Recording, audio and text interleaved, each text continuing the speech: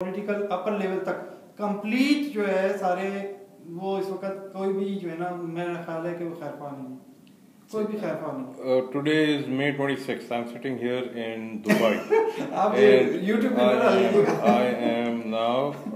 I am sitting here with a very mashallah intelligent engineer who is from Pakistan, who's from NED Engineering College. His name is Shaukat Hussain, and I am listening to what advice he's giving on the solution for the problems of Pakistan. تو آپ جو بول رہے ہیں ابھی آپ نے ایک آیت، کین یو ریپیٹ دا آیت پلیز اینڈ اس کا ٹرانسلیٹ کریں. دیکھیں اس کا سمپل یہ ہے جو میری سمجھ میں آتا ہے. دیکھیں بنیاد جب تک درست نہیں ہوگی آگے بڑھے گا نہیں معاملہ. آپ کو پتہ جب اسلام آیا تھا بنیاد سے درستی کی ہوئی 3 انڈیویجول لوگوں سے، تو اس کے بعد عوام الناس بگڑی ہوئی تھی. جب حضور صلی اللہ علیہ وسلم تشریف لائے تو عام شرک عام تھا. انہوں نے کوئی گورنمنٹ نافذ کر کے تو کام شروع نہیں کیا، انہوں نے انڈیویجول کو درست کیا. چند ایک انڈیویجول اتنے اسٹرانگ ہو گئے ایمان میں اور اتنے درست ہو گئے کہ اللہ نے پھر یہ دیکھیں حکومت اللہ نافذ کرتا ہے، بندے کا اختیار نہیں ہے. آپ کسی کی ہمت ہے آج زرداری کو ہٹا سکے نہیں، فوج نے پورا زور لگا لیا فوج نہیں ہٹا سکی، ٹھیک ہے. تو یہ اللہ نے نافذ کیا ہوا عذاب کی شکل بن جاتی ہے. تو ہمارے ساتھ پرابلم یہ ہے کہ ہم لوگ انڈیویجول کو درست کرنے کی کوشش نہیں کر رہے، اور اگر چند ایک انڈیویجولز ہیں تو وہ اتنے بٹے ہوئے ہیں کہ ان میں یونٹی نہیں ہے. اس وقت جس کو کہتے ہیں شیطانیت جو ہے اس میں ایکا ہے ہر طرف، اور جو اچھائی ہے اس میں ایکا نہیں ہے، یونٹی نہیں ہے. شیطانیت اپنا کام کر رہی ہے، جو اچھا لوگ ہیں وہ اپنا کام نہیں کر رہے. تو یعنی اچھے لوگوں کو سامنے آنا ہے، سامنے آنا چاہیے. اوکے میں کہتا ہوں سامنے آنا چاہیے اور ان کو ایک کلیکٹیو ایفرٹس کرنی چاہیے. کیوں کیا وجہ ہے کہ یہ نہیں آ رہے؟ دیکھیں پہلی بات تو یہ کہ ریسورسز نہیں ہوتے اچھے لوگوں کے پاس. صحیح بات ہے، جو غریب ہیں جیسے ہم لوگ مثال کے طور پر کوئی آپ ہیں مگر ریسورسز مگر شوکت صاحب ایک پلیٹ فارم نہیں ہوتا. جو صحابیوں کو ایران بھیجا گیا تھا ایگزیکٹلی ان کے پاس بھی نہیں تھے، ان کے پاس بھی نہیں. تو اس لیے تھوڑا سا ایفرٹ یہ کرنی چاہیے، ایک تنظیمی شکل میں کرنی چاہیے اور کو پھر ڈٹنا چاہیے اس کے، کیونکہ یہاں کرمنل مائنڈیڈ لوگ اتنے ہیں کہ آپ کو جمنے نہیں دیتے. اوکے آپ کو اکھاڑ کے پھینک دیں گے. تو آپ کا سولوشن کیا بیسک کیا ہے فیو ورڈز میں؟ فیو ورڈز میں بیسک تو یہ کہ اچھے لوگ ایک کلیکٹیو ایفرٹس کے ساتھ سامنے آئیں، اور اگر یہی ڈیموکریسی رکھنی ہے اگر، تو کم سے کم ایسے لوگوں کو سلیکٹ کریں جو کہ ایٹ لیسٹ مخلص ہوں پاکستان کے لیے.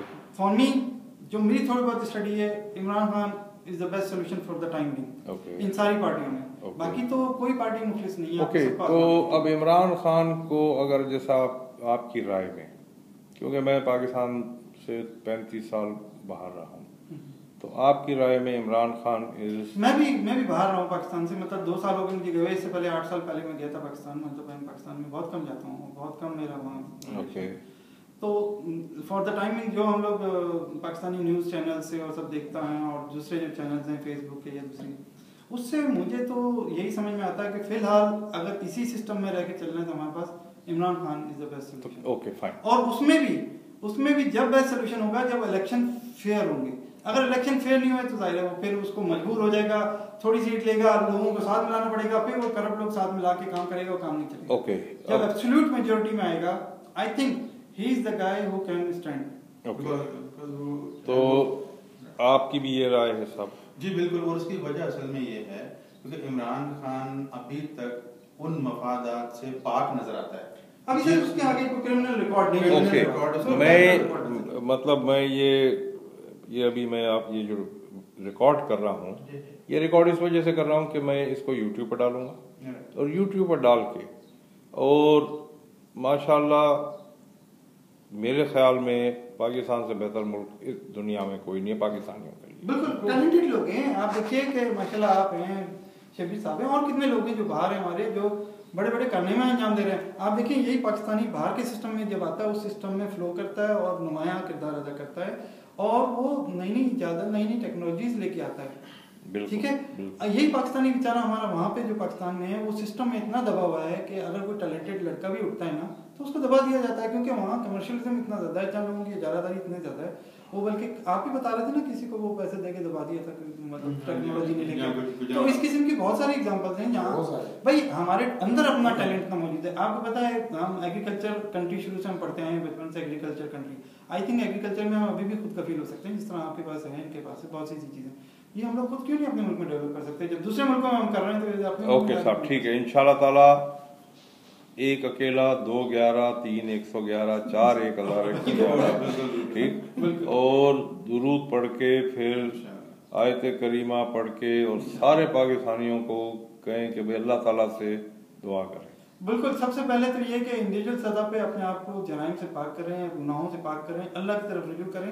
اور رجوع کرنے کے بعد اگر میں اس بات کا قائل ہوں کہ اگر آپ سچے دل سے اللہ سے رجوع کرتے ہیں، سچے دل سے، منافقت نہیں ہونی چاہیے اندر، اور اللہ سے سچے دل سے دعا کریں اللہ تعالیٰ ہمیں اس عذاب سے نجات دے. اگر تھوڑی بھی لوگوں نے اکثریت جس میں آ جاتی، میجورٹی میں آ جاتے ہیں، دعا کر لی سچے دل سے اور اس پہ تھوڑا سا عمل بھی کیا، تو آپ دیکھیے کہ انشاءاللہ ایک ریولیوشن آ جائے گا، ایک چینج آ جائے گا.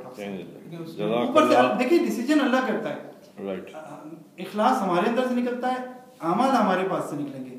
ڈیسیجن اللہ کرے گا، نافذ اللہ کرے گا.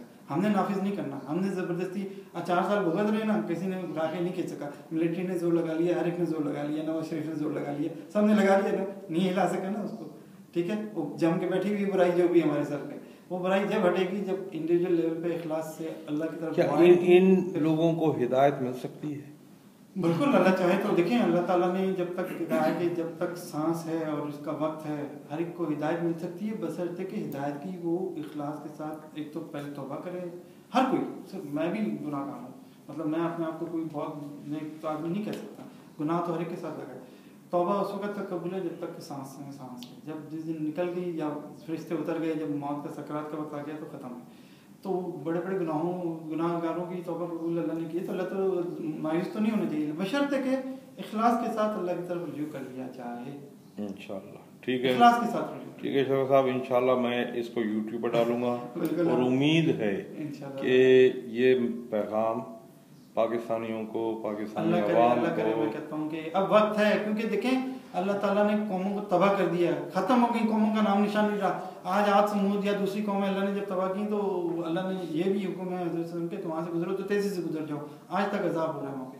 تو موہنجو ایگزامپل ہمارے سامنے ہے، ٹیکسلا کا ہڑپا ہمارے سامنے ہے. یہ بہت قومیں ہیں جو تباہ ہو چکی ہیں. آج ہم بڑے خوشی سے جاتے ہیں، وہ کیا دیکھتے ہیں، کیا کہتے ہیں اس کو، وہ دیکھنے جاتے ہیں، تفریح کرنے جاتے ہیں، حالانکہ وہ قومیں تباہ ہو چکی ہیں. عبرت کا مقام ہے. ایگزیکٹلی وہ عبرت کا مقام ہے. تو عبرت لینے کے بجائے ہم تفریح کرنے جاتے ہیں. ہاں یہ قوم بھی اللہ تعالیٰ معاف کرے، اللہ کے آگے تو کوئی بڑی بات نہیں ہے نا. اس قوم کو ہٹا کے دوسری قوم لے آئے گا.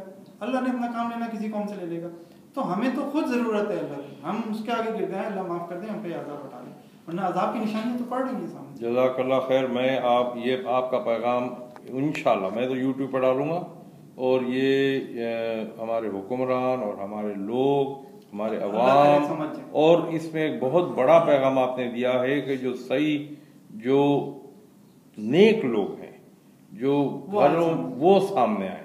سب سے بڑی بات یہ اچھائی کو سپورٹ کریں، اچھائی کو سپورٹ کریں. حضور صلی اللہ علیہ وسلم نے فرمایا کہ ایمان کے 3 درجوں میں سے ہم اپنے آپ کو پہچانے کے ایمان کے کس درجے میں. برائی کو کم سے کم، مطلب ہاتھ سے روکنے کی قوت ہو، زبان سے روکنے کی قوت ہو، یا کم سے کم دل میں اس کے خلاف جو ہے وہ ہو. یہ تینوں درجوں میں ہم رہے تو ہم کم سے کم اتنا ضرور ہے کہ ہم انفرادی طور پہ برائی سے الگ ہیں.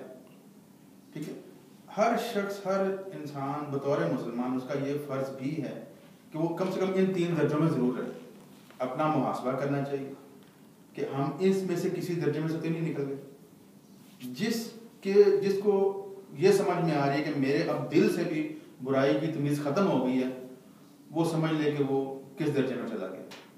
تو سب سے پہلا سٹیپ یہاں سے شروع کرنے کی ضرورت ہے، کیونکہ اس پہ کوئی ریسورسز کی ضرورت نہیں، کسی دوسرے کی طاقت. ٹھیک ہے، فائن.